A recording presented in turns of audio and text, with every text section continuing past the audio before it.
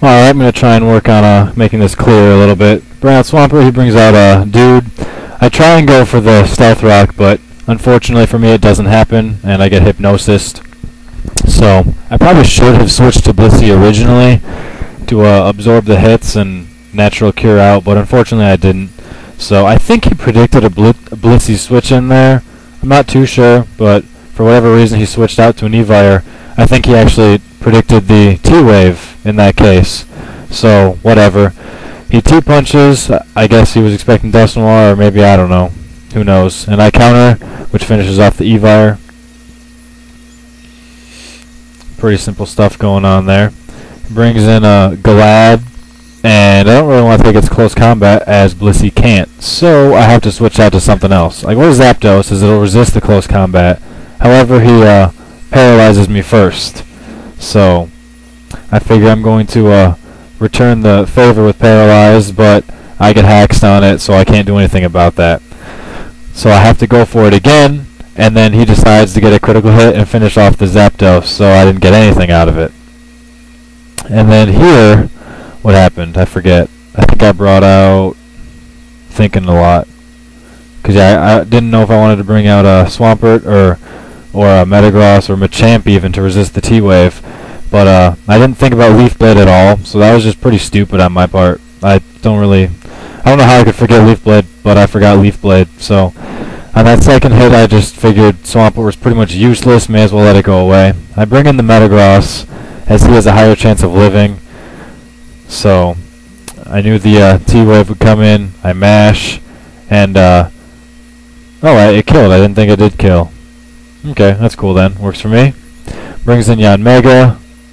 And I know I live at least one Bug Buzz, so I'm going to go for some hurting on him.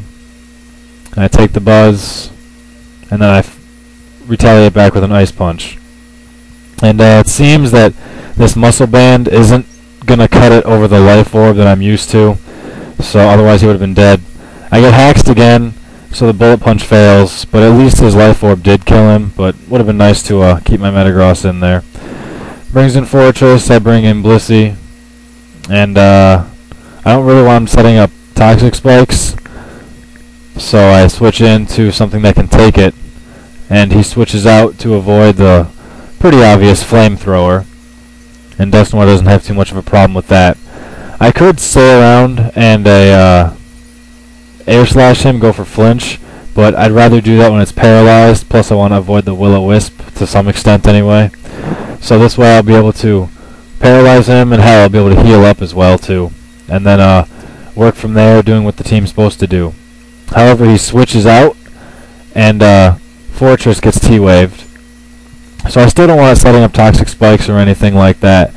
And I decided to switch out. I probably should have healed first, but I didn't want him to get anything going on.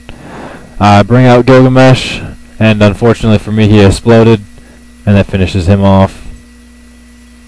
And that was pretty much my last gasp for anything I can do there, as Stealth Rock prevents Blissey from living. Blissey takes around 350 points from Weevil Brick Break, so